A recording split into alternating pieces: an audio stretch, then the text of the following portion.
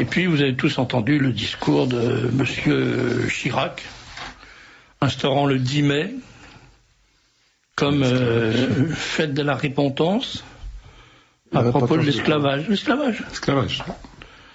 Donc il va se repenter au moment le 10 mai. Alors moi je veux bien, mais je propose qu'on explique aux gens ce que ça a été l'esclavage vraiment. Est-ce que ça n'a pas un rapport le 10 mai avec l'arrivée de Mitterrand? C'est peut-être ça, le jour de l'esclavage, non? Non, c'était parce que il y a l'histoire, il doit y avoir une histoire de 8 mai, comme ça, comme Giscard avait déjà essayé de supprimer le 8 mai, qu'ils veulent supprimer, c'est quoi, c'est l'Ascension, hein? Oui. Le jeudi de l'Ascension. À mon avis, ça tourne autour de ça. Et alors, donc il faudrait leur donner des cours à ces gens-là en disant, bon, le 10 mai, cours obligatoire d'histoire de l'esclavage. Alors moi, je vous propose, je vais essayer de pas être trop long, mais de vous donner le premier cours. Qu'est-ce qu'on peut dire sur l'esclavage? On peut dire que du XVIIIe au XVe siècle, la majorité des esclaves est issue des peuples slaves, d'où le mot tire son étymologie. Les femmes sont vouées à la prostitution, les hommes aux galères. La castration est courante. Peu y survivent. Les principaux opposants à ce genre de méthode sont les catholiques. Les principaux partisans sont les protestants. L'Angleterre concentre tous les signes de participation au grand programme d'esclavagisation.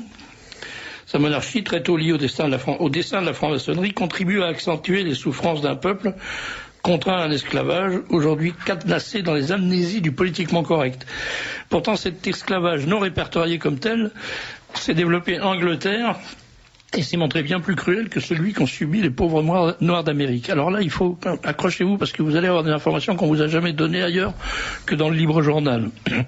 En 1765, sur 23 enfants employés par l'entreprise St. Clement's Danes, 18 sont mortellement blessés. Ça, c'était le travail des enfants esclaves.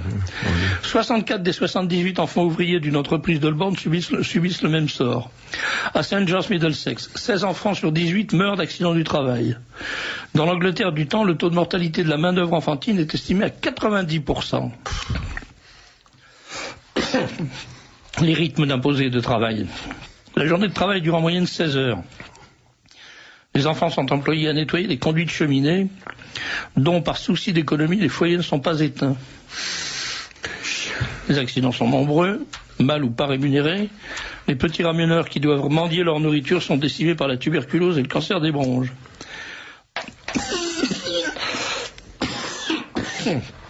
Décidément. Dans The White Slaves of England, John C. Cobden décrit la cruauté des patrons. En 1833, dans une usine de Manchester, un garçon de moins de 10 ans, arrivé en retard, est contraint à porter des poids de 10 kilos autour du cou. D'autres, roués de coups, meurent. Dans les mines, des dizaines de milliers d'enfants servent de bêtes de somme, attelés à des chariots. Dans les cimetières, les épitaphes témoignent de l'âge des esclaves. William Smith, 8 ans, mineur, mort le 3 janvier 1871. Alentour, des enfants de 4 ans reposent dans d'autres petites tombes. Dans The Factory System Illustrated, William Dodd note qu'en 1846, plus de 10 000 ouvriers anglais, en majorité des enfants, ont été blessés, mutilés ou déchiquetés par des machines. En 1846, En 1840, un médecin de Stockport voit mourir une jeune fille, la chevelure happée par le roulement à vide d'une machine.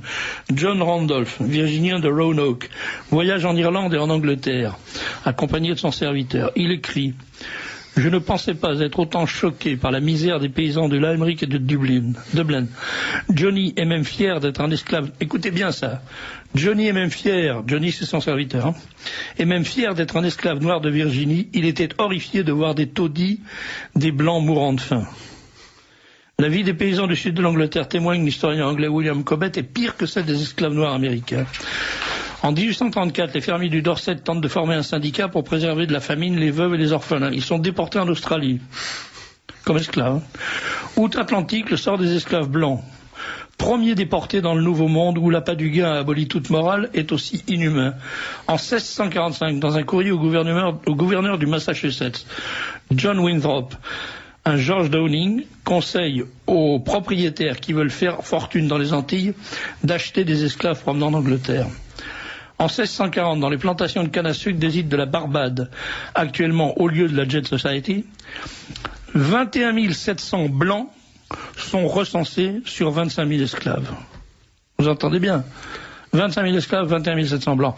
Alors, aujourd'hui, la prétention de certains lobbies de confisquer l'histoire de l'esclavage au profit des Noirs, c'est scandaleux, c'est vraiment un mensonge historique.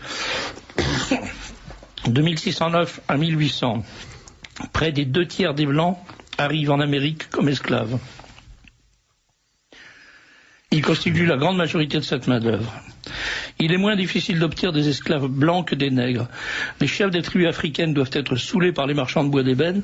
Les Noirs ne sont capturés qu'après des traques qui durent de longues semaines dans des conditions excessivement périlleuses à travers les forêts et les savanes africaines. Le rendement, entre guillemets, est très mauvais. La plupart des captifs meurent à bout de force avant d'arriver au bateau. Les pistes sont jonchées d'ossements. Une bonne partie des survivants succombera pendant la traversée.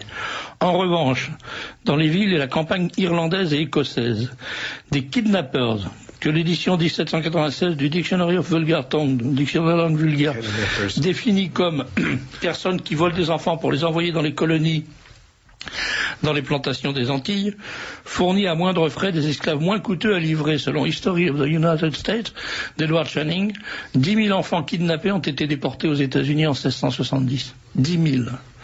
C'est-à-dire des enfants volés à leurs parents. Michael Hoffman évoque le négoce du capitaine Henry Brain. En novembre 1670, son bateau quitte la Caroline. Il est chargé de charpentes qui doivent être livrées aux Antilles anglaises en échange d'une cargaison de sucre pour Londres. Ici, le capitaine prend à bord 200 à 300 esclaves blancs à destination de la Caroline. Le trésorier de l'État de Virginie, George Sandys, atteste du peu de valeur d'un esclave blanc quand il en échange 7 contre 150 livres de tabac. Dans A True and Exact History, Richard Ligon mentionne une esclave blanche troquée en 1657 contre un cochon.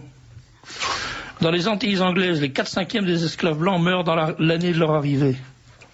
Dans Sugar and Slave, The Rise of the Planter Class in the English West Indies, l'historien Richard Dunn démontre que les plantations de canne à sucre des Antilles anglaises étaient le tombeau des esclaves blancs. Écœuré par de telles pratiques, le colonel William Brain écrit en 1656 aux autorités anglaises pour demander l'importation d'esclaves noirs. Mais l'esclavage des Blancs est encouragé par les hautes instances politiques et la couronne. En 1615, le Parlement anglais, soutenu par Charles Ier, donne tout pouvoir aux magistrats pour permettre les déportations des Anglais les plus pauvres. Sous le règne de Charles II, 1630-1685. Même le Pays de Galles n'est pas épargné. Au XVIIe et XVIIIe siècle, des économistes insistent sur le bien fondé de l'esclavage des Blancs, main-d'œuvre qui permet le développement des colonies anglaises et favorise l'expansion de l'Empire britannique.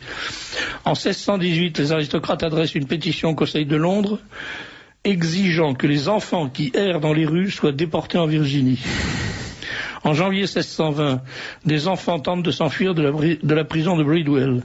Une mutinerie éclate, on craint que le mouvement se généralise. Un courrier est envoyé au secrétaire du roi, Sir Robert Naughton. Le 31 janvier, le Privy Council autorise à titre d'exemple le recours aux sentences capitales. Cela durera jusqu'au XIXe siècle, époque à laquelle, selon Milchild de Hollande, les propriétaires d'usines de Nouvelle-Angleterre militent pour l'abolition de l'esclavage noir, mais exploitent sans vergogne des enfants blancs. Ce n'est pas une attitude nouvelle. Dès 1652, les propriétaires des plantations ont obtenu la légalisation et l'extension du kidnapping des Blancs. Les villes du Commonwealth voient les plus pauvres accusés de mendicité partir aux chaînes aux pieds pour l'Amérique. Les juges perçoivent les pots de vin liés à ce trafic. La part de Sa Majesté n'est pas la moindre. Je pourrais continuer comme ça pendant une demi-heure. Donc, première chose, les premières victimes de l'esclavage, ça a été les Blancs. Et les Blancs et les Anglais blancs, les pauvres Anglais blancs, ou les Blancs pauvres Anglais, ou les Anglais pauvres blancs, qui étaient enlevés par la couronne et transportés aux colonies, à la colonie, c'est-à-dire en Amérique, pour assurer une main-d'œuvre de qualité et résistante à ces gens-là. Et maintenant, qui est-ce qui faisait ce trafic? Alors, je vais simplement vous lire, et vous en tirerez les conclusions qu'il vous plaira d'en tirer, la liste des principaux propriétaires de bateaux négriers qui, de 1702 à 1806, ont assuré le transport des esclaves vers la colonie. Le Joseph and Rachel, appartenant à Joseph et Samuel Frason. Le Mary and Abigail, appartenant à Abraham de Luciana et Justus Bosch.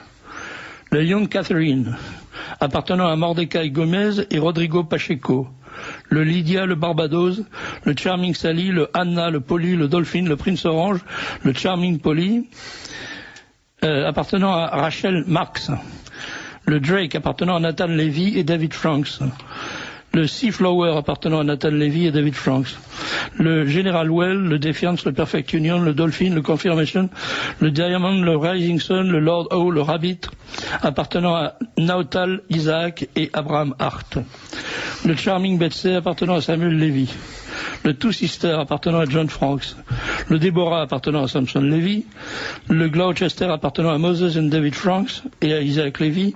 Le Delaware, appartenant à Moses et David Franks. Le Jane à David Sexas. Le Rebecca à John Bueno. Le Anne à James DeWolf. Le Crown Galley et le Postillon à Isaac Levy. Le Orleans et le Dreadnought à Heyman Levy. Le Duke of Cumberland appartenant à Judah Hayes. Le Duke of York appartenant à Jacob Franks. Le Betsy à Samuel Jacobs. Le Pearl à Emmanuel Alvarez Correa et Moses Cardozo et Abraham Hart. Le Marie et Anne appartenant à Moses Levy. Et le King George appartenant à Naphtali Hatt. Alors moi je propose que les Africains qui se plaignent d'avoir été victimes de l'esclavage, de la déportation, enregistrent ce genre de choses et se souviennent que ce sont des chefs de villages nègres qui ont vendu des gens de leur propre village ou des villages voisins à des trafiquants qui les emmenaient jusqu'à la côte. Ces trafiquants étaient des trafiquants arabes. Et à la côte, je viens de vous donner la liste des bateaux qui les prenaient pour les emmener en Amérique. Donc je vois vraiment pas ce que la France a à foutre dans cette histoire. Je vois vraiment pas ce que nous, Français, nous avons à foutre dans cette histoire d'esclavage. Et je me demande pourquoi un président de la République qui est un fou furieux, qui est devenu un dément, se permet de nous infliger une repentance obligatoire pour un crime dans lequel on n'a strictement rien à foutre. Voilà. Moi, je voudrais qu'on m'explique ce qui se passe dans ce pays de dingue, où on raconte n'importe quoi à n'importe qui, où tout le monde marche. On avale ça, on dit oh là là, oui, les pauvres esclaves. Bien sûr que c'est pas marrant d'être un esclave, je vais bien le croire, mais c'est pas moi qui les ai foutus en esclavage, c'est pas moi qui suis allé les chercher dans leur village, c'est pas moi qui les ai transportés à la côte, et c'est pas moi qui étais propriétaire des bateaux qui les ont transportés en Amérique. Et une fois qu'ils étaient en Amérique, c'est pas moi qui étais propriétaire des distilleries d'alcool que les mêmes propriétaires de bateaux avaient fabriqué pour payer avec de l'alcool les esclaves qu'ils faisaient importer. Voilà. C'est effrayant. Ça, jamais personne ne le dit. Jamais personne ne le dira. Et vous le trouvez dans le livre journal si vous êtes... Vous savez ce que le tsar avait dit à Napoléon après l'entrevue après Austerlitz? Il avait dit c'est des marchands de chair humaine. Napoléon avait dit, Majesté, promettez-moi que vous ferez plus la guerre. Il avait dit, c'est les Anglais, c'est des marchands de chair humaine. Voilà. Les roast beef, hein, ça dit bien leur nom quand même. Hein. Voilà un petit peu d'histoire révisée. Quelque chose, un commentaire, une réflexion? Je crois que M. Chirac, il fait que imiter d'autres qui ont inventé le système, de faire repentance sur la poitrine des autres.